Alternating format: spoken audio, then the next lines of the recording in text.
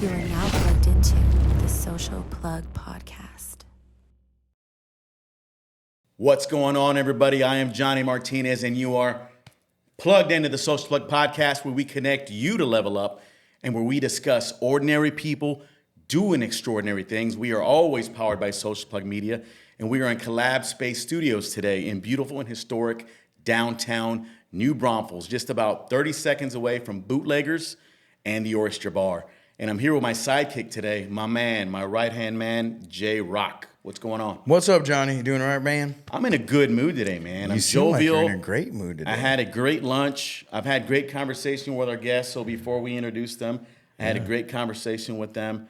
Great people. You guys are in for a treat. Heck yeah, man. Well, is it the weather? Man, I didn't even need a backdrop today. Look at this. It's beautiful outside, bro. Yeah, so you got the beautiful courtyard right behind you. Mm-hmm. So check out J-Rock there looking all handsome.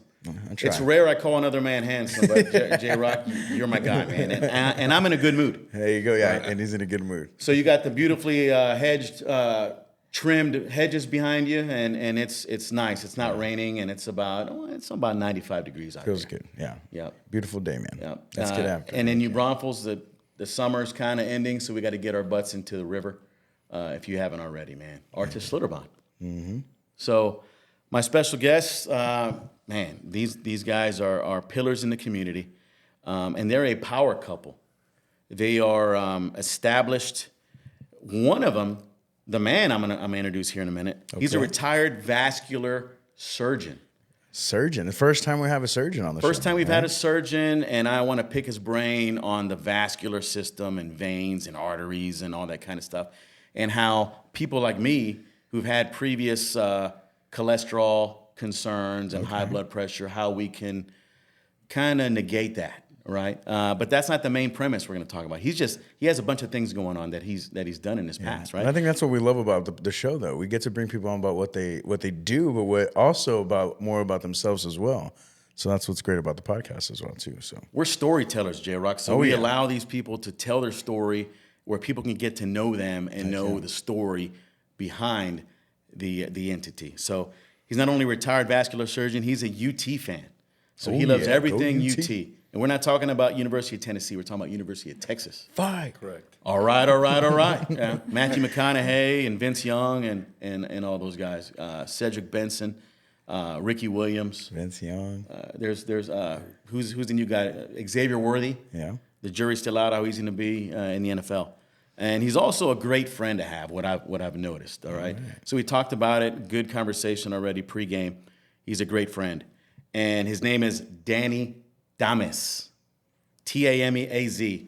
And his wife is also dynamic as well. Her name's Anna Lisa. She's also retired, and she's a retired educator, all right? So she has some experience in teaching kids and building relationships and things like that. She's a property manager, and she's also a mom.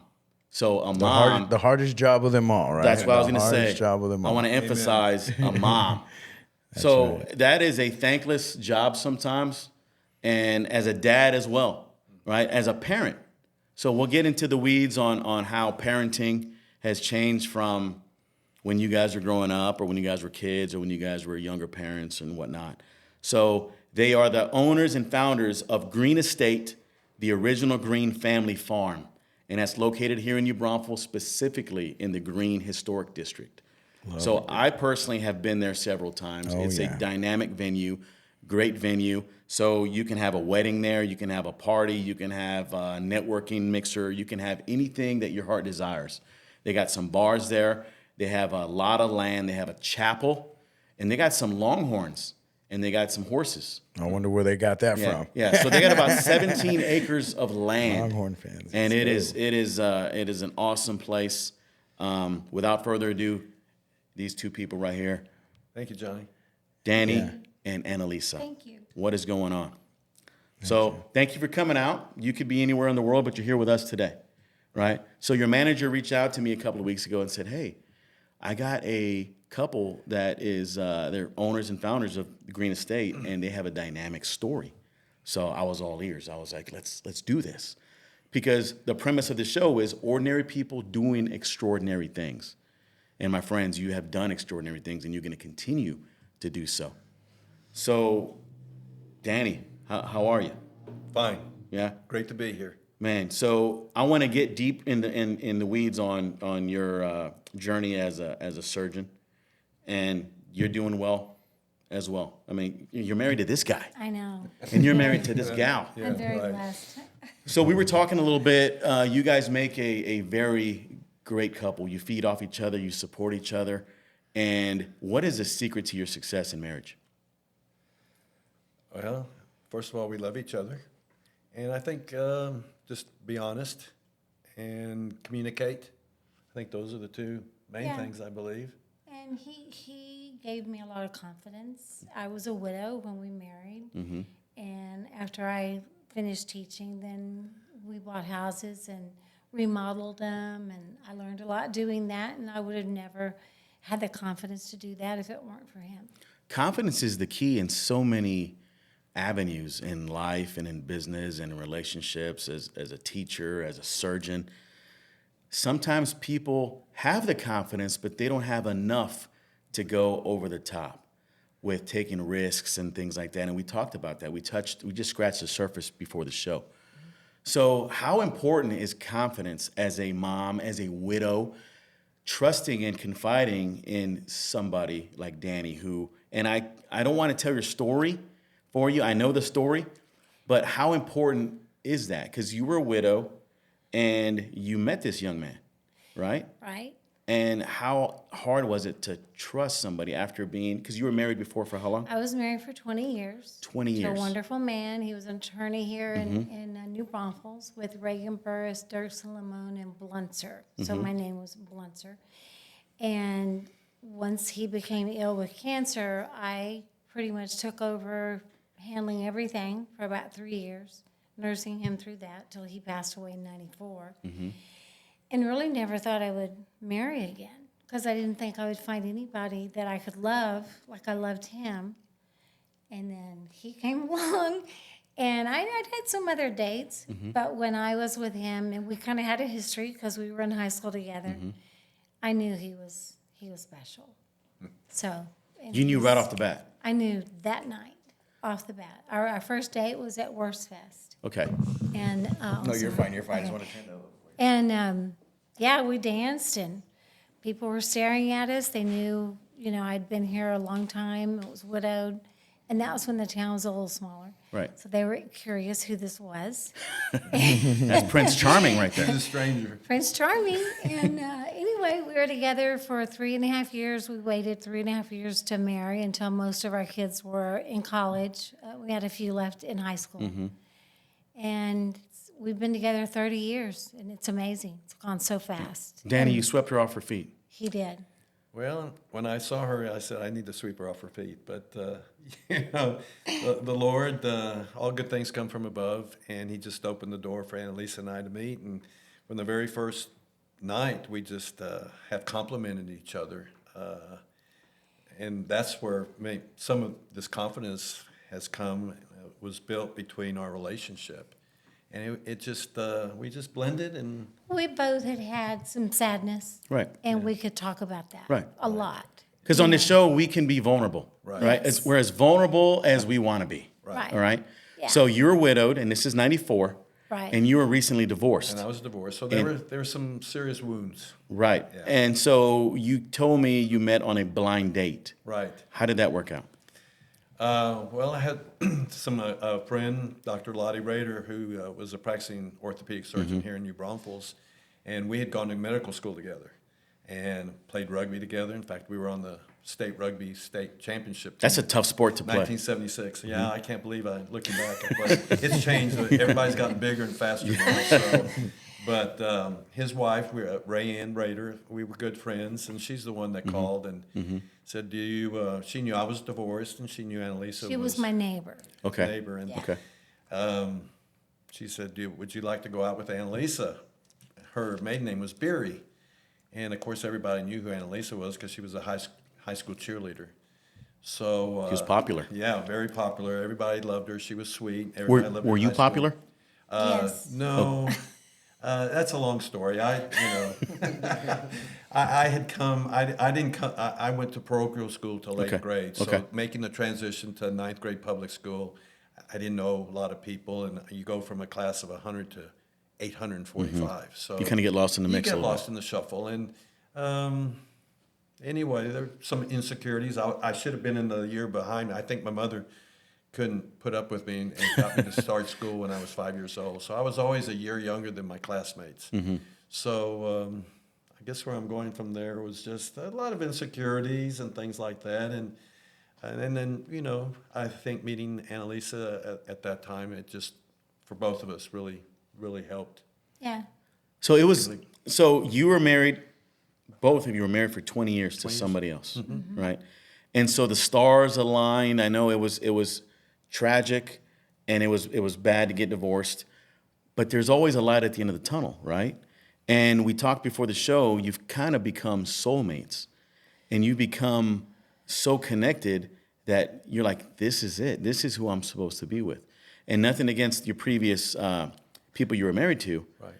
but this is it. And as you get older, you kind of learn life lessons, and you learn all these things, what not to do and what to do. And hindsight's always 20/20. Right. So in a divorce, there's things that have gone astray, gone awry, whatever. So you kind of try to perfect them so they don't happen again. And you've kind of done that. And trust is a big thing. And the collaboration and the transparency. I've been married twice. So I was married to my first wife for about a year and a half. And that was my Mr. T starter kit. All right. I was 19 years old, just getting ready for life. I didn't know what the heck I was doing. Right. So we got married. I was a newly married person in the Air Force, and she was brand new as well. And we got divorced a year and a half later. Why? Because we didn't even know each other. And you don't know somebody till you live with them. Is that correct? Right. I mean, that's pretty accurate. Yeah. And I married my soulmate, the love of my life. We've been together for 24 years, married for about 21, and the rest is history. So I know exactly what you're talking about. We think alike. We're so much alike. Yeah. Some people say, well, you marry on the opposite, but we are so much alike, And like you said, you learn from your mistakes. And, there was plenty that I wasn't the perfect husband. And I've always told my friends, you make a better husband and father at 40 than you did at 20. Yeah. And I think a lot of times, like you and maybe myself, we got married too young and really didn't know what the responsibilities were. So yeah, it was not one-sided. Right. I made mistakes, and I regret those. Of course, you don't want to end up with a divorce, and it was painful, but eventually, like you said, there was light at the end of the tunnel. Right. And when I was young, guys, it was all about, in my mindset, it was all about me. Now that I found my soulmate, it's all about her, and kids. I come third, fourth, even fifth. I come after my dogs sometimes, right? The dogs come first sometimes. When I walk to the door, hey, Dad. When the dogs come in from the groomer, everybody, let's celebrate. Let's have a piece of cake, whatever. So I've gotten accustomed to that. But it's not about you. It's about the family. Right. Yeah, you got to get it over me. Yeah. It's about serving others. Right. And you can be very selfish when you're young. You think everything's about you. And yeah, that can cause problems, serious problems. Yep. And you were spot on when you said serve others. Serving others is a key to victory in so many aspects. Right. And you guys serve this community well, the New Braunfels community and beyond. What are some of the things you're involved with here in New Braunfels? Well, we're both members at Oakwood Baptist Church, and their motto is intentionally engage, and so we participate with the church. They have a yearly Christmas benefit for families, provide entertainment that night, but more than important, they hear the word, but they get clothes and groceries, and it's a special time, and they do it twice in one day, so they help a lot of people. But we participate at church. I'm a volunteer at the Volunteers in Medicine Clinic. In fact, Oakwood's just completing that large building, if you've seen it on San Antonio. I think the opening will be this September. And it serves the uninsured people here in Comal County. And We consider our business a ministry, and we can get into that. He really is a minister to a lot of people that come there, and our staff too. You're an advisor, a mentor, you're a life coach. You have years of experience because you've had trials and tribulations throughout your life. Both of you have. Challenges and stair steps that have you gone up and you've taken some back. And you're able to give those words of wisdom to youngsters and people your own age, peers, people older than you. It doesn't matter. Yeah. Everybody's going through something. Everybody wants some kind of advisement, right? And what I just told a friend at lunch was we've had a lot of highs, but we've had lows, but we've come through. Right. You know, with our history, we've had conflicts with children. We have 5 children, grandchildren. You know, ex-wife. It's not easy. Right. But it's all gotten better. Yep. If you just hang in there. A lot of moving parts, and you have to be able to manage everything. You're putting out fires. Because not everybody's going to think alike, and not everybody's going to think like you. And so everybody has feelings, and especially with other kids from other parents and things like that. I've been blessed and not have to go through that, but I can just imagine just the management and the internal workings that you guys have to deal with and face. And not only you, but other parents that have to deal with stuff like that. And you as an educator, a previous teacher, you have to deal with emotions and parents and things like that, because some of these kids come from broken households. Right. Some come from great households, and some come where the parents expect you to raise their kid, and they're kind of laissez-faire where they don't have any jurisdiction over the child. They're like, here, this is your kid, and you take care of them. Right. And can you give us any kind of background like that, how that's helped you get better as a life manager? Yes. I taught for about 23 years. When I started out, I really had no idea what I was doing. And I learned from other teachers, older, that have done it. And after I had children, we had a lot of in-service. I knew how to speak to a child correctly, how to, just be a mom to them, be a friend. A nurturer. And a disciplinarian, but in a good way. And so, it was very satisfying. It was very rewarding. I taught early childhood, kindergarten, first, second, third, and loved it. But at a certain point, I ran out of energy for that, and so that's when I retired and started remodeling houses. Okay. Which led us to get Gruene Estate.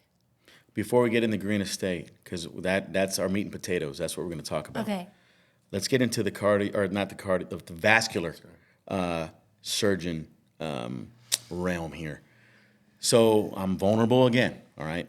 So I've had some recent cholesterol issues, high blood pressure, as well as some of my peers. My parents both have high blood pressure.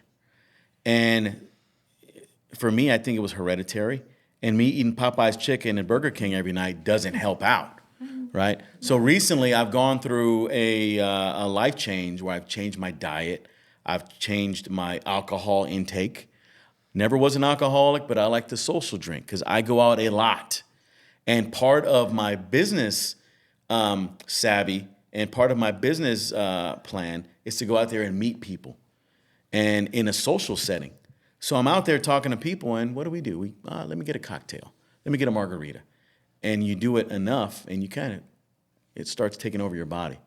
And you can attest to this. Food sometimes is more harmful than smoking and alcohol. And it clogs your arteries. I mean, same as smoking. Sure. Clogs your arteries, clogs your veins, things like that. And your heart is the one that suffers from it. And then you can have death. Because they say that high blood pressure is a silent killer. And I've had people pass away, not only in my family, but peers, and I hear about it all the time. Right. So you, my friend, you've saved people's lives. You've put the stents in their bodies to open up their valves and open up their veins and to save their life. How long were you a vascular surgeon? I was a vascular surgeon in San Antonio for 40 years. 40 years. So you've saved hundreds, if not thousands, of people's lives. Yeah. I was just blessed. I grew up in a family where my uncle and cousins were physicians and or lawyers, and I think at one point you have to flip a coin. Do you want to be a lawyer or a doctor? And I think my mother wanted a doctor in the family, her son to be a doctor. So I worked at Santa Rosa as an orderly during the summer, and eventually went to University of Texas there in Austin and studied pre-med, and went to medical school in San Antonio. Did my residency and vascular fellowship at Baylor in Dallas. And that's why they call it the practice of medicine, because when you get out of residency, it's scary, as we were talking earlier. You know, you don't want somebody that's very, very old, but you don't want somebody that's very, very young just because of the experience. But the Lord always blessed me. I started with Manning and Buckley. They were two great vascular surgeons in San Antonio, and I was with them for 5 years, and then eventually joined Peripheral Vascular Associates. And eventually we had a group of 22 surgeons, which was one of the largest vascular groups in the United States. But our patient population was very high risk and elderly. We always talk about the high risk, the 5 risks of, you know, if you're going to pick your parents, you want to pick parents that live over 100 years, but we don't have that choice sometimes. But genes are important: diabetes, hypertension, cholesterol, smoking, overweight, all that contributes to your health. And it affects all the organs, but obviously the most critical is your vessels, and the vessels are your heart and your legs. You know, amputations, heart attacks, strokes. It affects all the circulation, all the arteries that provide blood to the brain, the heart, and all the vital organs and legs. So it's we need to learn to take care of ourselves, and it would help to start. Even at 20 or 30, you think you're going to live forever, but it's important to begin good habits at that age. Right. And as you said,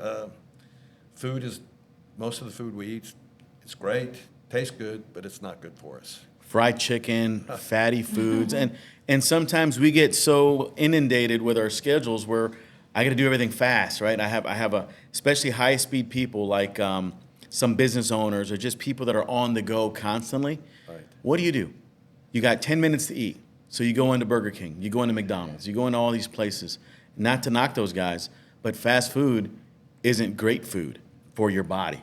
Right now, it's and salads and healthy foods are more expensive than bad foods. So what do we do sometimes? You know what? McDonald's, Chick-fil-A, and sometimes I eat Chick-fil-A because in my mind it's more healthy, but it's really not. It's still fried. It's still fatty. It still has all these greases and all these special ingredients and things like that. So taking care of your health, because we never know when it's time to go, but you're on a highway to bad health and all these diabetes and things if you keep eating badly. Right. And you got to take time to realize, slow down, eat right, fix your schedule, because stress also has nothing to do with food, but stress can kill you just as fast, right? Yeah, it's just a combination of everything. Right. The way you live, your stress, the way you handle things, what you eat. You know, everybody says you are what you eat.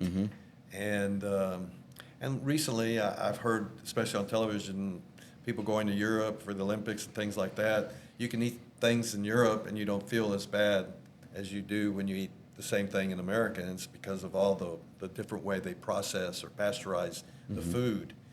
So there's a lot of things we could do in America that could improve the food. But packaging, the processing of food, everything that they do to, and Anna Lisa's really big on that, about all processed food and all the preservatives. You know, they say when you go to the grocery store, don't buy anything in the middle, all the box and packages. Shop on the periphery, vegetables, fruit. Right. Grass-fed butter, grass-fed milk. But I have to say, tell your wife to pack you a healthy lunch for every day. My mother did that for my dad for 50 years. He was an attorney. and he lived to be 97. Wow. Yeah. Yeah. So she packs me a good lunch now because I've lost 38 pounds. Oh, That's well, great. good. Yeah. That's great. So J-Rock right here because I live on camera, right? I mean, I'm always on camera, and you can see me, and you can see progression, and I'm always analytical of myself, right? When I'm driving home, I'm like, man, could I have said that different? Not only for the podcast, but just in life. Could I have said that different to this person or to my kids or whatever? But J-Rock one day, he told me, and if your friends don't tell you the truth, then you have the wrong friends. J-Rock told me, he goes, dude, you're getting a little fat. He told me that. And now I tell him that. Yeah, he does. Right? But he was right. I was looking like Shrek, Danny, on camera. And I'm like, man, I can't be talking about leadership and relationships and all this kind of stuff looking like the way I'm looking. Exactly. You got to be a model. You got to be a Role model. model. You have to be the prototype of leadership and the liaison for success and all these things. If I can't manage myself, how in the heck am I going to manage others and give them advice? Correct. So I changed my life. J-Rock was the catapult for that. And I give him full credit all the time. Yeah. So thank you, J-Rock. But he told me that, and I was like, you know what? He's right. So I went to go get checked, and I had high A1C, which is a killer. Right. Right? Borderline diabetes. And I was like, man, I want to see my kids go down the aisle. I want to see my kids graduate from high school and college. And the doctor said, dude, he's like, if you keep doing what you're doing, you're not going to make it. Right. And I said, thank you, doc. Yeah. So he told me I was obese, and I thought he said, you're a beast. And I was like, okay. No, he was like, no, you're obese. That means Yeah. you're a little on the heavy side. I'm like, okay. So I changed it up, and here I am today. So now I can feel better on camera. I'm more confident, Anna Lisa. Yes. And You look now, great. thank you. do. And now I'm able to go and talk to more people, and without shame, without feeling that little person in the back of my mind saying, "Dude, go lose some weight," right? Because you said it earlier. If you're obese, your veins are having to work harder, and your heart's having to pump harder and stuff like that, and it's just a bad combination. It's not good. Right. No. So- It'll take its toll for sure. Yeah, absolutely. Yeah. So you're a smart guy. You're both smart people. But I'm going to give you a lot of credit because not just anybody can go be a vascular surgeon, especially from the south side of San Antonio. Nothing against the south side of San Antonio because I'm from there. But choices, risks, things like that. We all have capabilities to be great. We all have capabilities to be successful, but not everybody takes that road. You took that road, my friend, and you've saved thousands of lives, and you've changed the trajectory of people's family trees because you've made these men live longer and to give more wisdom and to give more perspective and able to have more kids and create more families. So That's what I miss. I was more than just a surgeon. Number one, I would always try to talk people out of having surgery. If you can avoid an operation, do that. So a lot of it is just management and making these people aware that, it's good to have a yearly doctor's visit, see what your blood pressure Right. is, and get your blood studied, and whether you're a pre-diabetic and what your cholesterol is. So there's a lot of things that you have to take the initiative to find out where you stand health-wise. right. I think I was more than a surgeon. I became their friends. I drove to Eagle Pass. I drove to Uvalde. I drove to Floresville to have clinics. I felt it was easier for me to go there than 50 to 60 patients driving to San Antonio. Right. So, And that's out of the goodness of your heart. well, yeah, I mean, it takes its toll driving that much, but the patients appreciated it. Right. The families appreciated it. And, you don't know anybody until you go and see them in their own environment. Well, and because when they're already under stress. Oh, yeah. Oh, And so you going over there alleviates a lot of that burden. Johnny, these people, they maybe financially they weren't able to take advantage of eating good food. They weren't educated about visiting a doctor. So now in their later years, and most of my patients were older, they were suffering the complications from diabetes and high blood pressure and losing amputation of legs, kidney failure, being on dialysis. I mean, these people are very, very ill. Most anesthesiologists didn't like working with our patients because they were the most critical, and they'd have to take them to the operating room and put them to sleep for us to do our operations to try to save their legs, for instance.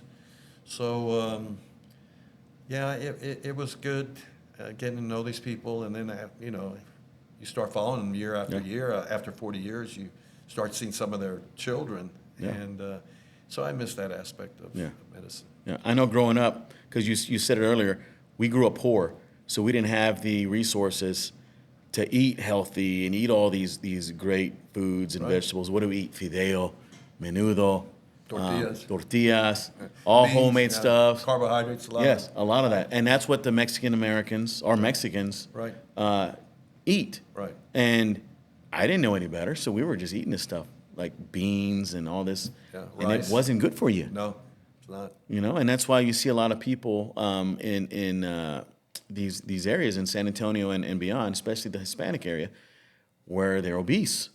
But is it their fault? I mean, that they're a product of their own environment.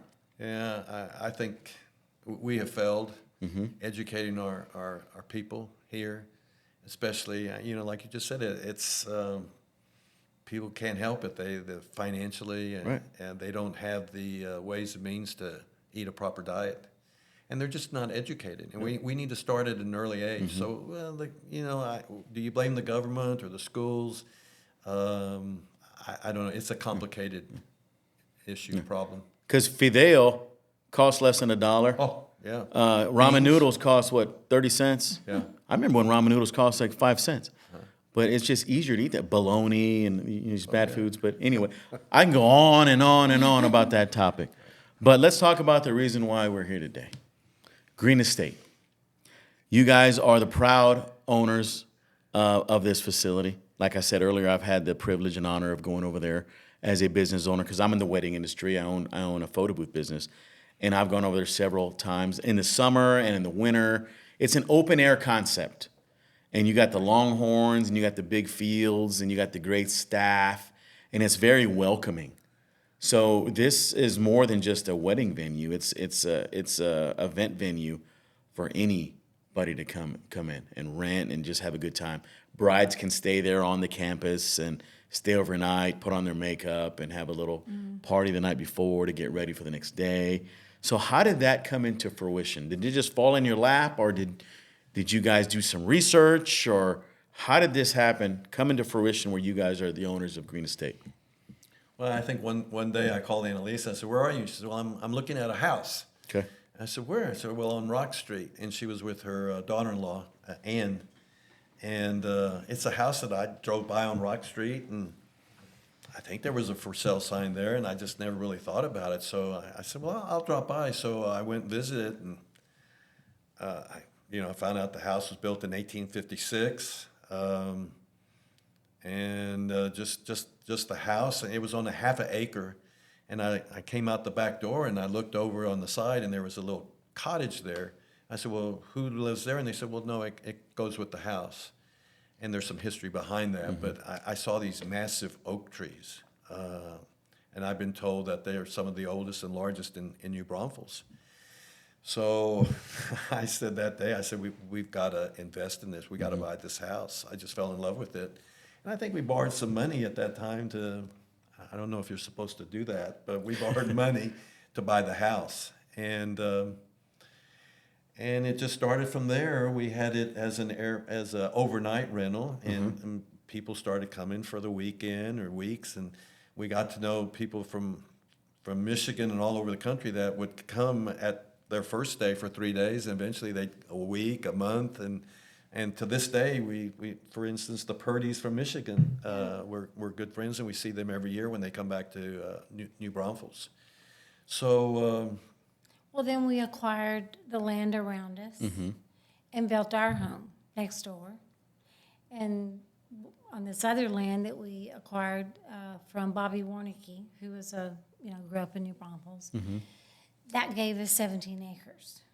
Now you tell the rest. Oh, well, what happened there was a lot, but there was 10 acres behind this house that was just 6 foot tall Johnson grass. And they were just full of weeds. And And that had a sign for sale for a long time. And eventually I called an attorney from Victoria, and we bought that 10 acres, which actually restored the original size of the Gruene Estate farm. Apparently it was 10 acres. So we had acquired the 10 acres around that, and then acquired, as Anna Lisa said, the 5 acres next to it. So we went on a trip to Washington. We came back, and I said, well, Anna Lisa, what do you think we ought to do with these 5 acres, you know? And I said, you think a lavender farm, because we saw a bunch of lavender farms up in the San Juan Islands. I said no. No. Too many weeds. Yeah. Too many weeks. So we, Ron Schneider, who was a friend of ours, who has developed downtown New Braunfels, Myrons, Krause's. I mean, everywhere you turn around, Ron Schneider, you know, His had name's on. Yeah, he had an imprint on it. So he came out, very nice, and I said, what do you think? He says, well, New Braunfels needs a wedding venue. And this was back about 2011, 2012. And I think at that time he had the Sea Cats Opera House that he tried to make out of a venue. And it, you know, it was just difficult because there was not much parking downtown. And maybe that's why he said it needs a wedding venue. So I don't know. That he just gave us the idea, and I talked to my family about it, and I said no. she said no. She wasn't ready to take that risk yet. So Anna Lisa was out of town one Tuesday, and my daughter called me up and says they're auctioning off some stained glass windows at Vote Auction House, which is on Broadway Street in San Antonio, which we had bought a lot of antique furniture in the past. So I drove over there, and I told Anna Lisa, I'm going over there because some stained glass windows. She said, I don't want you to buy anything. I had my elderly parents just moved here and was looking after them and grandchildren. I was like, no. So that was your focus. That was my focus. Her plate was full, and I was practicing vascular surgery. So I ended up buying 5 stained glass windows. They're 13 feet tall, one's 16 feet tall. And Even though she said no, you still did it. Yeah, actually, I really did do that because my daughter's boyfriend was the first one that put his hand up at the auction. Okay, Because gotcha. I just couldn't put my arm up because I was thinking of Anna Lisa, but thank God my daughter's boyfriend was there, because if it wasn't for him, I wouldn't have bought the 5 stained glass windows. If I had to do it over again, I would have bought 13 of them. Right. I mean, they weren't that expensive. And so what are you going to do with 5 stained glass windows? So I told Anna Lisa. So she said no, and I laid them in this barn that was there on the new 5 acres that we bought. And those stained glass windows laid there for about a year. But during the night, the Lord just kind of gave me some visions, some dreams. And I can't really tell you what made us start it, but we really didn't know what we were doing, Johnny. We got Brandon Nampkin, who was a builder at that time in town. I told him, look, we need to build a pavilion and we need to build a chapel. We didn't have an architect's plan with electrical, nothing. We had no idea what we were doing. Yeah. We just had a vision of what it should look like. This is a chapel. This is the way I picture the stained glass windows. And he said, okay. And, if you build it, they'll come. That's right. That's from the Kevin Costner movie. Yeah, right. Field of Dreams. And Field now of you have a Dreams. Field of Dreams. Yes. Right. You have your own. Yeah, and that where the chapel is right now, when we bought that extra 5 acres, it was just full of tall mesquite trees, and I had them clear out the mesquite, and they plowed up the grass, and we made a field out of it. And but it's funny because the way we fashioned the chapel, and we made the rock wall look like it was old, it had fallen down. People have always commented, where'd y'all move this chapel from, or how long has this chapel been here? It looks like it's been there since 1856. So It's very beautiful. Yeah, thank you. And just the angle of it, some engineers came and said, what made y'all choose this angle? I said, why? He says, well, this is the proper for the breeze and all that. Yeah. So, the Lord had his hand in it. He had to give us the vision. And from that get-go, we celebrated 10-year anniversary last year, and we had a article in the front page of the Herald Zeitung, and it was titled "A Decade of Devotion. Yeah, it was a very good article. So now we're starting our 12th year, with the wedding venue. I love that. So, like I said earlier, I've been there several times, and I love the animals you have on there. So you have I counted 2 longhorns last time. How many do you have now? Well, we have 4, and I always 4. tell 2 longhorns. well, we have 2 longhorns and we have 2 horses. Okay. And I always tell the brides and the groom when they're there, I said, you're going to have 4 uninvited guests here, and they kind of look at like, well, how dare you? And I tell you, before every wedding, about 30 minutes, 45 minutes before the wedding ceremony starts, we put food out there. And the horses and longhorns know when they see people and cars coming in the parking lot, they know there's going to be a wedding, and they know they're going to be invited to the party. And people are going to take pictures of them. Yes. Before the wedding, people are taking pictures. After the wedding, people are taking pictures, and the bride and the groom will get pictures of the animals. And we have 2 pinto horses, and I picked them because they're a nice burnt orange and white. You say pink toe? No, pinto. Pinto. Paint. Okay. Pinto. Pinto horses. Yeah, like those Indian horses. Okay, gotcha. The painted horse. Right. And they're burnt orange and white. They're they beautiful. match the longhorns, and it really adds to the atmosphere. To the mystique, yeah. But just so I don't forget, I think, as Annalisa had mentioned earlier, this is a ministry for us, and I think people feel that. I think Melindy, who's our manager, Marie also helps her out. She's a manager for the downtown property. They're strong people, strong faith people, and I think when brides come and visit the chapel, there's just something about it. There's some peacefulness, serenity. Some get very teary-eyed. Yeah, they do. He gets teary. There's that trust factor. Yeah, there's trust, love.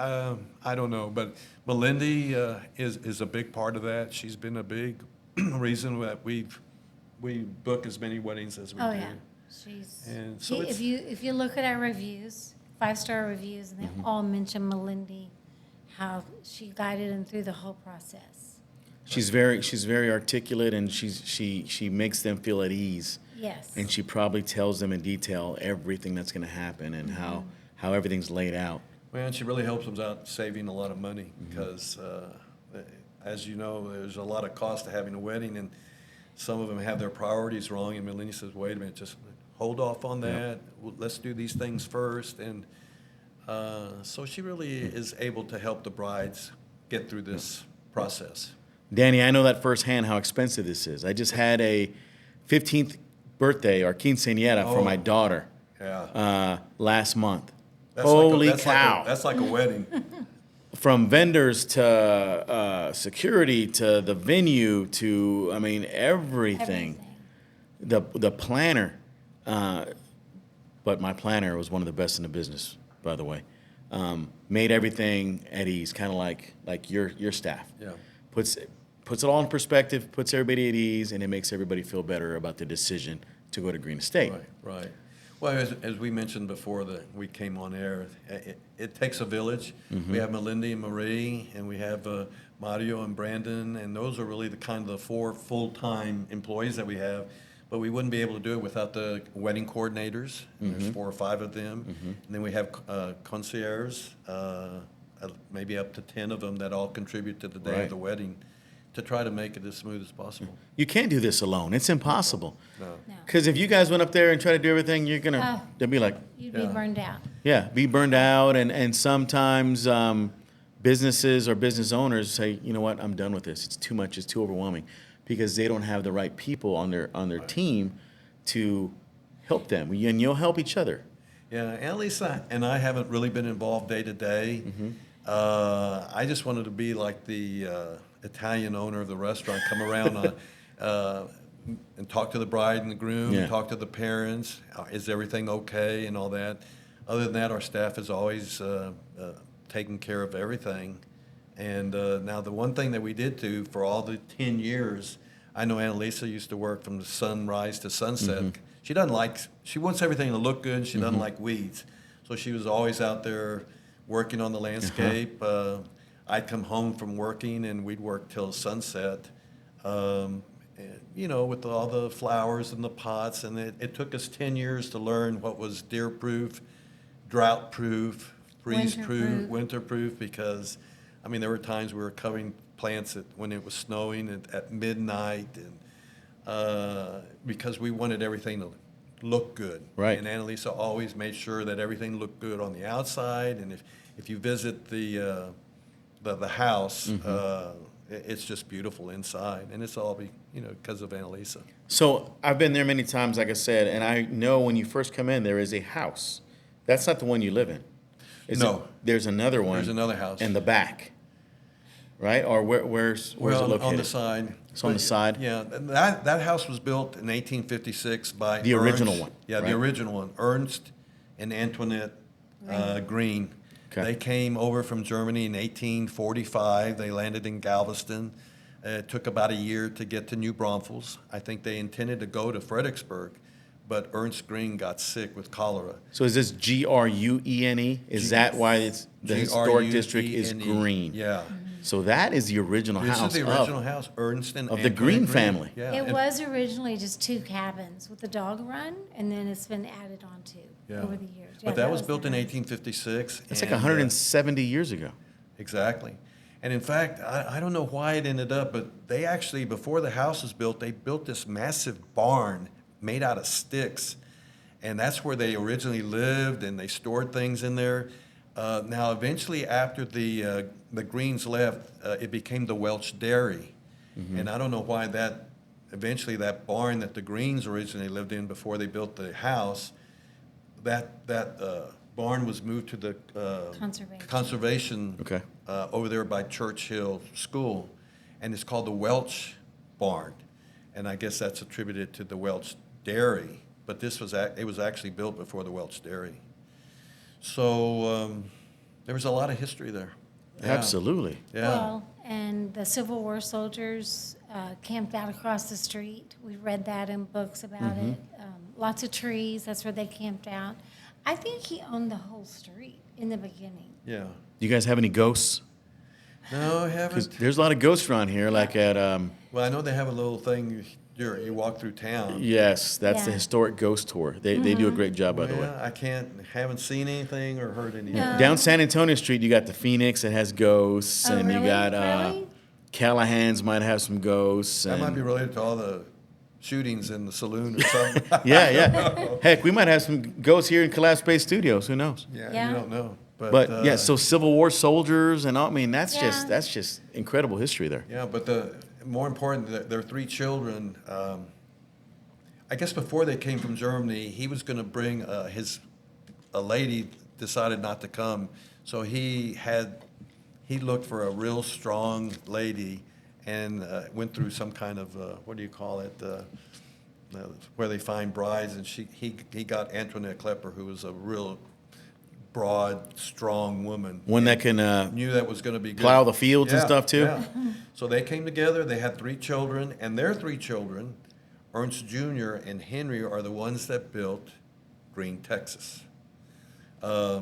They had they had a mill right there where the grist mill is. Right. But apparently the 2 brothers didn't get along, and the father said, y'all don't get along. Y'all need to split. So Ernst Jr. opened up a mercantile store, and then Henry was the one that opened up the post office, the dance hall, and restaurant, things like that. Green Hall, Yeah. George Strait affiliated, Yeah. all that kind of stuff. So people flock to Green Oh, yeah. all the time. It's right down the road from us. Yeah. Do you guys ever do like a tour or anything like that for people to go just check out your facilities or anything? Well, oh, yeah. I mean, Melindy has tours every day if they want to come in for the weddings or like, as you said, any kind of event Yeah. that they want. Well, and we had an open house this year where vendors set up their tables, Okay. and I think we had about, 200 people Yeah. come? Yeah. And then we've had a lot of photo shoots where different vendors set up their wares and have been in magazines and, Yeah. Have you had any like famous weddings or anything like that? Whiskey Meyer is Okay. a group, right? Yeah, it's a country group. Country group. Yes. Who is the lead singer of that? J-Rock might have to look that up. Well, he got married there. He got Okay. married. And that was in People magazine. That's pretty cool. So So, that you was guys got exciting. highlighted in People magazine. Yes, Yeah. yes. That's been a Anybody while else? ago. Anybody else famous?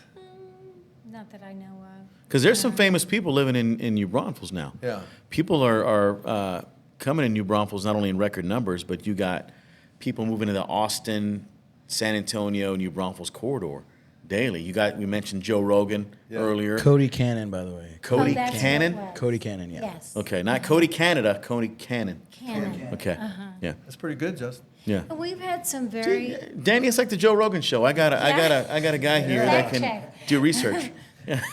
no, we've had some really high-end, beautiful weddings. And then we've had some that are beautiful and simple.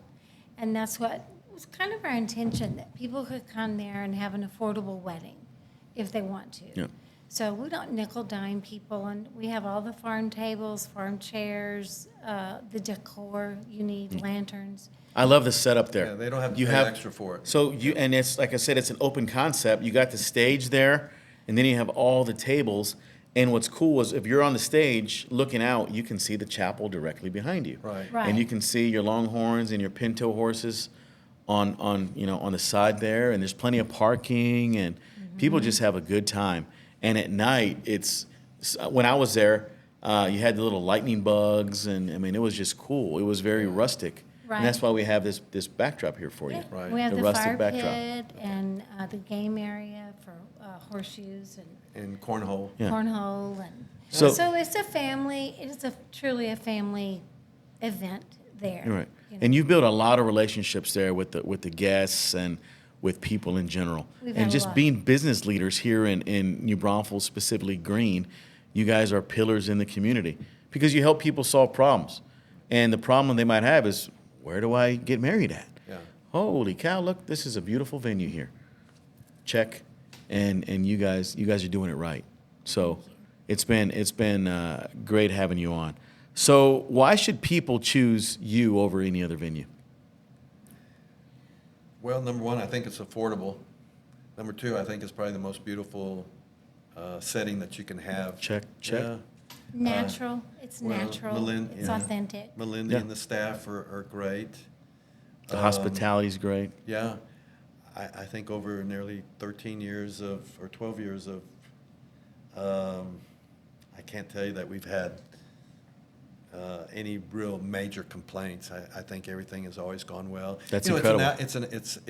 It's open, and I think maybe in the course of 12 years, there's been 4 times where the weather's been terrible. But you know what? The weddings still were great. Yeah. I mean, it's covered, so. Well, we have a rain plan. There's a rain Melindy plan. is great at that. She can tackle any problem that comes up. We have the awnings that can come down, and we have heaters that, like the ones at Krause's.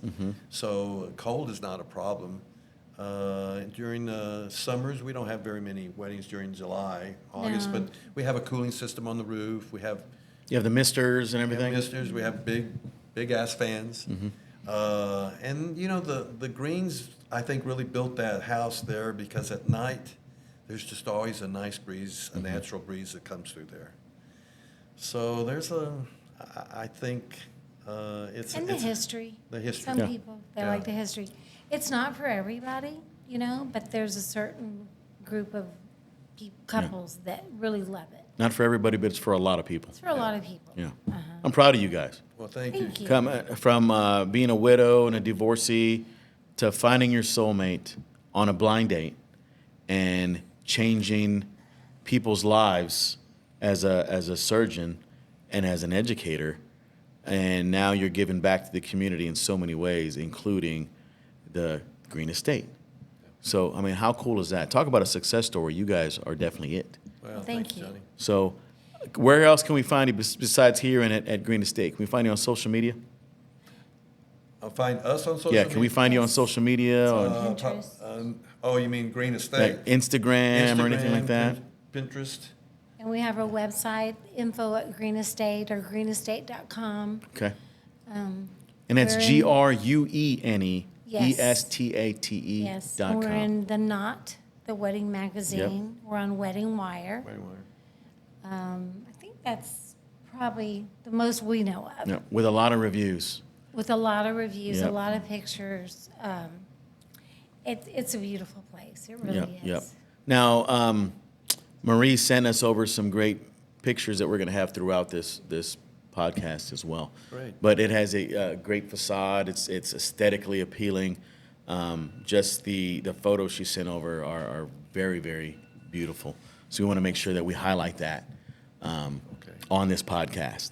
Great. So, guys, it's been a pleasure and an honor having you both. Thank Danny you. and Lisa, you guys are amazing people. I can't say that enough. And I look forward to having you as my friends Yeah. Yeah. from here on We're out. friends. Because Justin and Johnny. Justin's Yeah, J. Rock. Justin and So Johnny. part of what we do here is we build relationships, Yeah. not only with our guests, but with everybody else that we come in contact with. So you guys are definitely going to be on my Rolodex. Thank I you. don't have an actual Rolodex, but on my social media Rolodex, you guys are top notch, my friends. I'll give you a Okay. card so you can call me Absolutely. anytime. And if I ever need some advice on my arteries and on my veins and Call me anytime. cholesterol, things like that, you are the man. Okay. Well, guys, I appreciate you. Thank you. It's been a pleasure having you on. So for those of you watching, we appreciate you checking out the show and showing love and support, not only to me and to J-Rock, but to Anna Lisa and Danny. They have a great venue. Here's my personal testimony.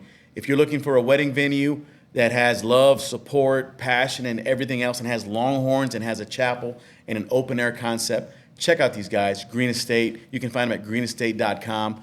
And for those of you watching as well, thanks for your support. You can check us out on all our social media channels, including Spotify, Apple Music, TikTok, Instagram, Facebook, and we might have, maybe, did I say TikTok, J-Rock? I did say TikTok. So we might have J-Rock dancing and doing some stuff on there. Directing traffic. He has a new video out where he's directing traffic with a whistle. But yeah, we definitely appreciate you guys, and you are now unplugged from the Social Plug Podcast, where we connect you to level up, and we'll talk to you on episode 49. Appreciate you.